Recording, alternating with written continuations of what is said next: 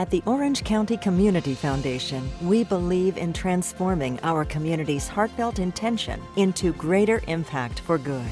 By helping donors find the causes they love, we strengthen our community. We lead the way with bold solutions, combining giving strategy and community intelligence. Leveraging our generous donors and passionate partners, we amplify the power of giving. Together, we are helping to build an Orange County where all have the opportunity to thrive.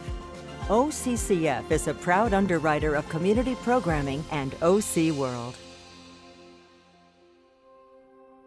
OC World is made possible by the generous contributions of the Moorlach Foundation, the Keith and Judy Swain Family Foundation, Orange County Community Foundation, the University of California, Irvine, Socorro and Ernesto Vasquez Family Foundation, Crevier Family Foundation, and viewers like you. Thank you.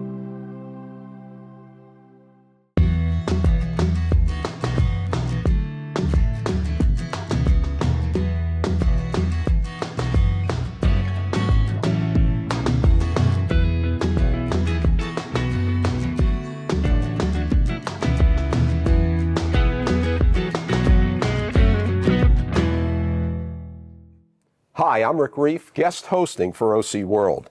Is your city going broke? You know, it's not a far-fetched question. The costs of government keep going up faster than the money's coming in. You've probably been asked or wondered why you've been asked to vote on a lot of tax hikes and school bonds lately. What gives? Well, I'm here with two guys who know. John Moorlach has been counting the beans of local and state governments for more than 30 years.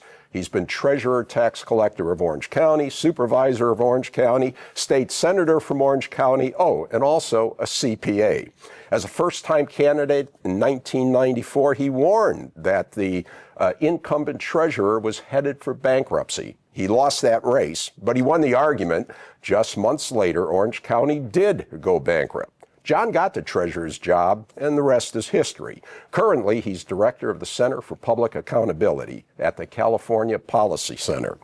Keith Curry was mayor and a council member in Newport Beach, where he kept a close eye and firm hand on the city budget. He's a nationally known government consultant who has advised on billions of dollars in infrastructure financings, and he's developed capital improvement projects for some of the nation's largest transportation agencies.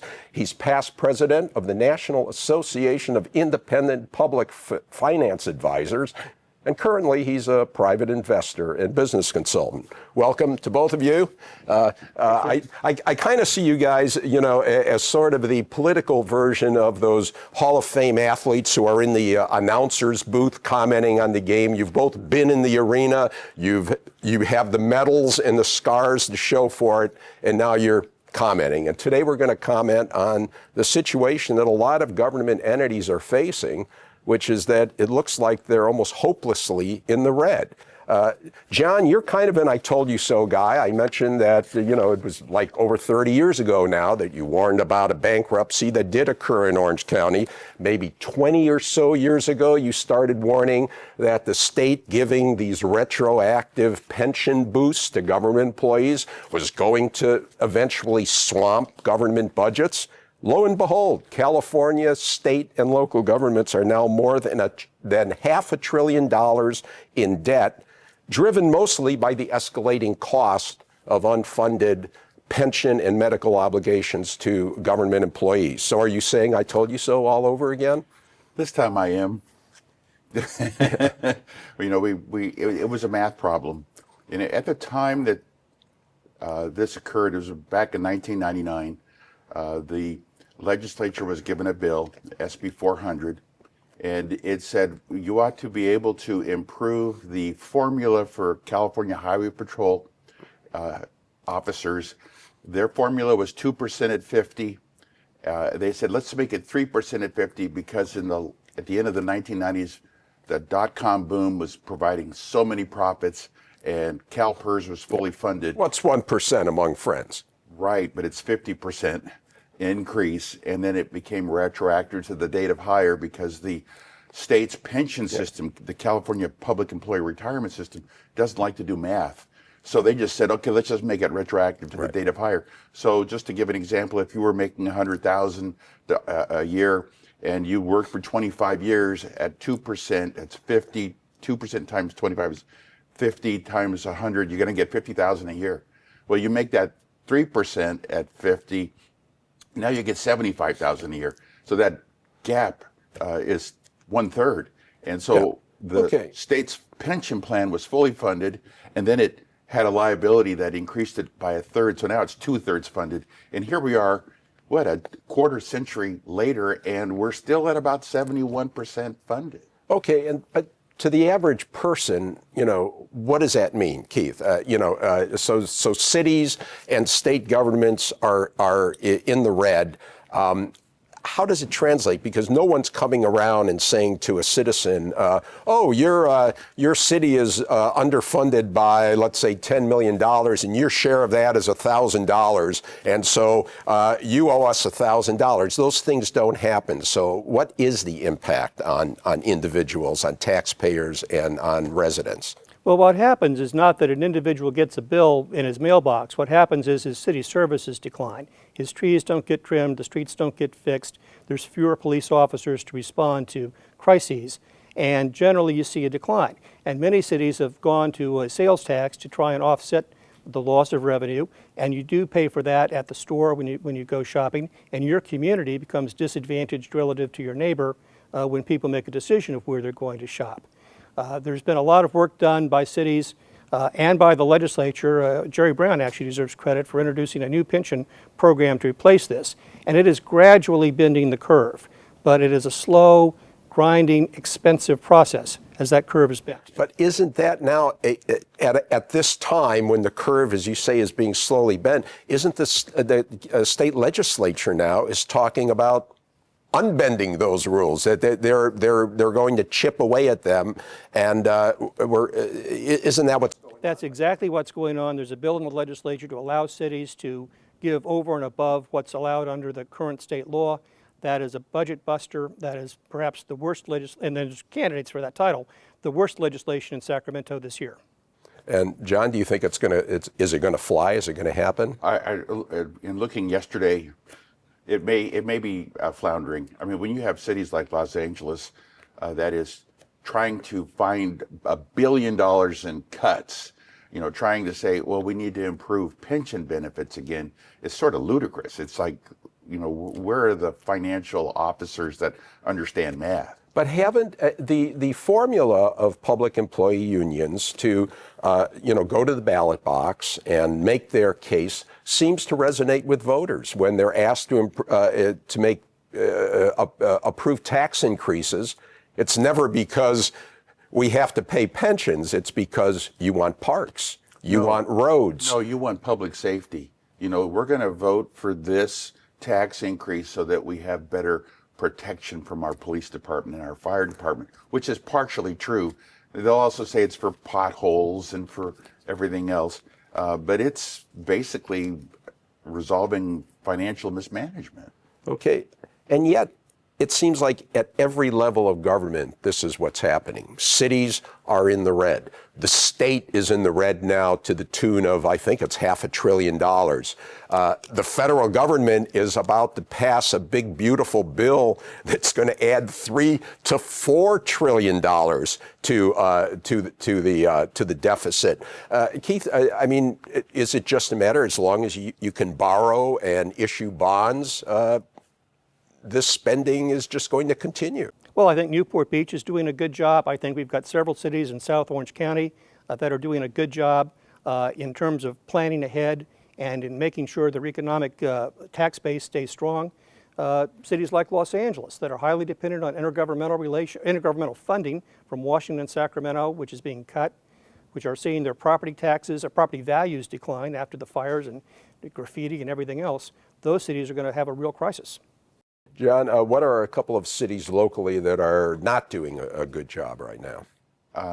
Costa Mesa is in 33rd place out of 34 cities. It pays $1 out of every 5 to CalPERS. Santa Ana. CalPERS is the pension, the state pension. Yeah, Public Employee Retirement System. City of Santa Ana is in last place. Anaheim is actually is not very high in the rankings. Okay, and when you say not high, these are cities that are, as you project, here's your assets, here's your liabilities, they're in the red, and then what you do is you divide by the population so people can see how much per capita each person is, if you will, on the hook. And in the case of Costa Mesa and Santa Ana, it's now approaching $2,000 per person. I think Anaheim too is, over $1,000 per person, whereas Newport Beach, which has moved up, is now about $340 in the black. So Keith, well, let's talk. John, just quickly. I think you mentioned Costa Mesa. Just very quickly, what is the problem with these cities? Because in a way, these are older cities. The older cities of Orange County generally are in the lower part of these rankings. They seem to have more debt. And some of the newer South County cities are, higher up. So what's going on here? Well, first, Rick, the rankings are agnostic. We just take the data. This is an audited financial statement that's prepared by the management of the city, and then it's audited by an independent certified public accounting firm. And so it comes up with a balance sheet, and it says, here's your assets, here are your liabilities, and here's your retained earnings, so to say. This is, in a business, that number should be positive. If it's not positive, you're a bankruptcy candidate. But because of the pension liabilities, a lot of the cities have negative, unrestricted net positions. So Costa Mesa is not a really old city, not like we would say a legacy city. It was incorporated in the 50s. But what it's done is really enjoyed, speaking candidly, it has really enjoyed South Coast Plaza. And it has really enjoyed a Harbor Boulevard of cars. But then it's also paying the highest salaries to firefighters and to the police department. And it has not made a strong effort to reduce the pension liabilities. They get extra money. It goes to who knows where. Okay. So in the case of Newport Beach, according to John's calculations, like 7-8 years ago, Newport Beach was in the black. Each resident was on the hook, if you will, for roughly $1,300. Now, as I just mentioned, you're a few $100s in the black. Each year, some incremental improvement. It looks like it's easy, not so easy. But what did you do back when you were there in like 2010 or 2012 thereabouts? There were some changes made. Explain that. Well, there were, and they were changes driven by necessity. In the 2008 financial crisis, every city was hit hard, and we were hit very hard. Those economic impacts began to be felt in 2009 and 10. And so we introduced a series of policies. We adopted a fiscal sustainability policy, 15 broad policies that are keyed on economic development, fiscal monitoring and restraint, and preserving the quality of life in the community. We sat down and with our city manager, we reduced the workforce. It was about 900 people. We reduced it by 119 positions. And I sat down with our bargaining groups. I was mayor at the time at my dining room table. And we said, fellas, we've got a crisis. At that point in time, employees did not contribute at all to their pensions. We said, we need you all to step up and help us with this. We generated over $2 million the first year. It's up to $17 million now. But then we put in place policies that continue to have fiscal responsibility. We encouraged economic growth. We encouraged our hotel sector to grow. Our revenues grew. And as a result, we have now more than $100 million in the bank in the city. The city budget is increasing only 3.3%. They have not yet gone back to the number of employees they had back in 2009. So those policies have stayed in place and have helped the city become one of the most fiscally strong AAA rated cities in America. So you cut over 100 jobs out of a force of 900. Did services go down? No, we were able to do that in such a way, working with our department heads. A lot of people were near retirement. We encouraged early retirement to sort of, bring the numbers down. We didn't really fire anybody. We just sort of let things attrit, but we encouraged early retirement. We reorganized jobs in the police department, so civilians were doing more jobs that had previously done by sworn police. That allowed us to put more police on the street while reducing the cost of those services within the department. And all of that sort of happened at the same time, and it all had a good result. And as a result, that year we would have had, I think, an $8 million deficit. We turned it into a $3 million surplus. And now the city routinely runs surpluses going forward. Okay, well, But it takes those surpluses, Rick, and says, okay, half goes to pay down pensions, half goes to public infrastructure.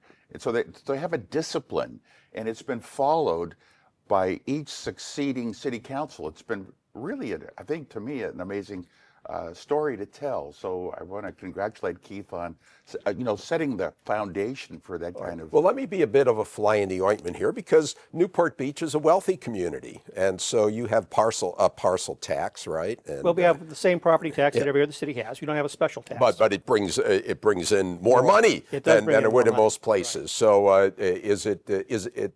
Let me ask you. What if I just say, well, it's easier for Newport Beach to do it than for a lot of other cities to do it? Well, you would think a coastal city should really be rolling in the cash, but just in November, Seal Beach asked for a sales tax increase. So you've got coastal communities that are having some difficulties, and they don't have the disciplines and the financial principles that Newport Beach has established. Okay, and I think so. You've got Costa Mesa that's making good money. It's just next door, right? And you've criticized Costa Mesa for kind of squandering, if you will, or not of running deficits when it has this huge tax revenue generator of South Coast Plaza. I think you've criticized Anaheim for having all of the recreational and resort type of revenue coming in, and entertainment and squandering it. But how about Santa Ana? Is that a special case? Santa Ana has problems. Santa Ana is in last place not only with their city but also their school district. So yeah, if you're looking for where to buy real estate or where to locate your business, you say, okay, do I go to Irvine, which is the best run city, or do I go to Santa Ana? So Santa Ana is slowly trying to make some changes, but it was run by the public employee unions. It was the Police Officers Association that pretty much ran the city. If you didn't vote for the raise for the police officers, you were recalled. And so we have actual casualties of, and so it's sort of like, who's running the show? And in the case of Santa Ana, they have picked individuals to be on the city council that were funded by the unions, and now they have to give back to the unions, and now they've created a financial And is that hole. the situation they're in right now? Yes. So if you were made king of Santa Ana for a day and could do whatever needs to be done to get it on track, what are like two things you would do in Santa Ana? Well, the first is you'd look at what are the comparable wages and salaries everywhere else, and say, okay, we want to be equitable. What can we afford to do? But why don't we do what Newport Beach does? If we have a year where we have revenues in excess of expenditures, let's apply that amount to 50% to the pensions, and then 50% to road improvements and public improvements to start, uplifting our city. There's got to be some looks at how you give benefits. Do you really need to give lifetime medical benefits to your employees? Can you really, negotiate that down? I was able to do that with the County of Orange. We were able to work with the bargaining units and say, hey, if you want to raise, let's make some modifications to your retiree medical. Mm-hmm. We were able to reduce the unfunded liability by $1 billion. Has the county stuck to that plan? Yes, it has. Okay. It has been litigated, and we have prevailed as a county. We haven't lost in court. All right. Well, now, John, you've been coming down hard on the whole discussion has been kind of hard on public employees. Keith, no, not on public employees, on public employee unions. So we go. I was a public employee. Okay. So, but what about the argument that, hey, firefighters have a tough job, cops have a tough job. They deserve to be well paid. They deserve to have good pensions. What's the counter argument to that? You have to afford it. It has to be financially feasible. And the biggest fly in the ointment, using your term, is that by giving them a very nice pension, it encourages them to retire. So you're losing people at an incredible with incredible experience that know how to do the job, know how to lead, and they walk out at age 50, and get an amazing salary, and then they have the ability to double dip. They can go to a city that has its own pension plan, like San Diego, work there and start out, build another retirement plan. So it gets really, dicey. We have given it the wrong incentives. When you can have a county employee retire at 57, when you wished you'd still had 8 more years of their brain power and their experience and their knowledge. So that's the downside of these pensions. Firefighters, they will still love to be firefighters and take a different pension. That's already been proven. I can give examples. But what's really sad is that you have young men that are trying to be firefighters, that are trying to be police officers, and they're the first ones that are laid off when they're hired. Because with public employee unions, the last one in is the first one out. And so there are a lot of people that are going, I didn't come here to get a big pension.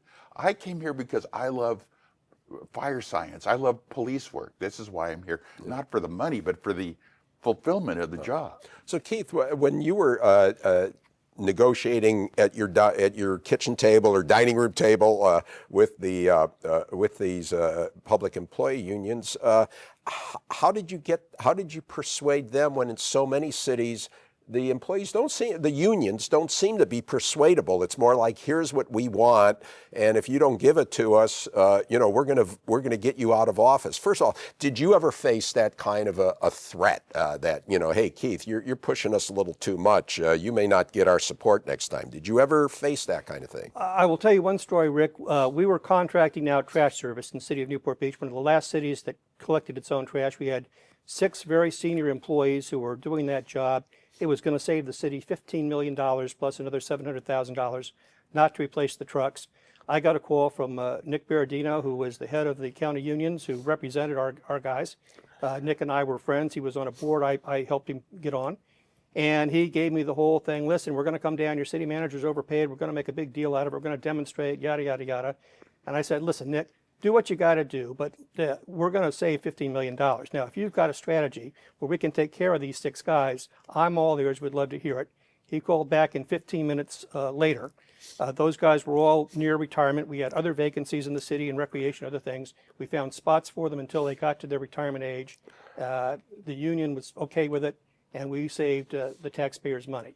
And it's all in having a personal relationship. It's all in being candid and telling the truth. That's why the kitchen table thing was successful, because they could see in black and white the same numbers we were seeing, that something needed to be done.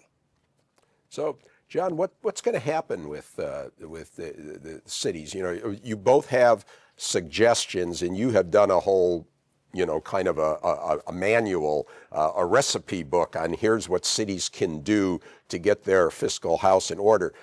Are cities going to follow that, or is something worse lying ahead for a lot of government entities? Well, it all depends on leadership. The school district for Santa Ana Unified, their union demanded pay raises this year. They got them. But now the board is saying, we got to lay off 300 people. I mean, you've got to do the math. You can give everybody a raise, but where's, if you have no money. Yeah, at some point, the math, you can deny reality, but you can't deny the math eventually. Right. So you're suggesting, for example, there's just going to be a lot of layoffs, and then there'll be a reduction, inevitably, maybe not in the Newport Beach style, but there's inevitably going to be a reduction in services if there's a reduction in employees. So what I'm saying is, it seems like bankruptcy. It's often talked about. You've addressed it. We can't use that word. Well, I know. I'm sorry for using the B word, but I haven't. Nobody's gone bankrupt yet. I mean, we had a few years ago, some small communities. But I'm saying that, for all this talk that government entities are going bankrupt, there hasn't been any. Well, Stockton was one. San Bernardino City, right. Vallejo. But those are all several years ago now. And several years ago. But Stockton did something rather unique. They said the retiree medical plan, gone. We're in a federal court now. We can eliminate anything that's in a memorandum of understanding with employees. So now, if you look at Stockton, their ranking, they've gone way up. So it is a strategy, but it's not cheap. It's a lot of work. It leaves a stigma, And so you don't use the B word, you don't say Chapter 9, and you say, what can we do short of that? And you maybe use it as leverage, but you would never communicate it publicly. Will there be several bankruptcies of government entities in California within the next 5 years? Well, we're seeing new costs. The County of Los Angeles just settled for $1 billion because Lorena Gonzalez Fletcher, Assemblywoman, had a bill that said we're going to extend the statute of limitations for those that were sexually abused. Well, that net caught government employees. So school districts and cities are now finding themselves in court with a lot more litigation. So you have, But now wait, hold it, fire. Keith, I want to get your opinion on that, because it sounds, again, a lot of viewers, a lot of voters would say, well, we want justice for people that were sexually abused by a police officer or a school teacher or whatever. So wasn't that a righteous bill that she had? Well, it shuts down the probation department in Los Angeles County. So where are the kids going to go that need to be in probation now? And counties provide health care, welfare, and jails.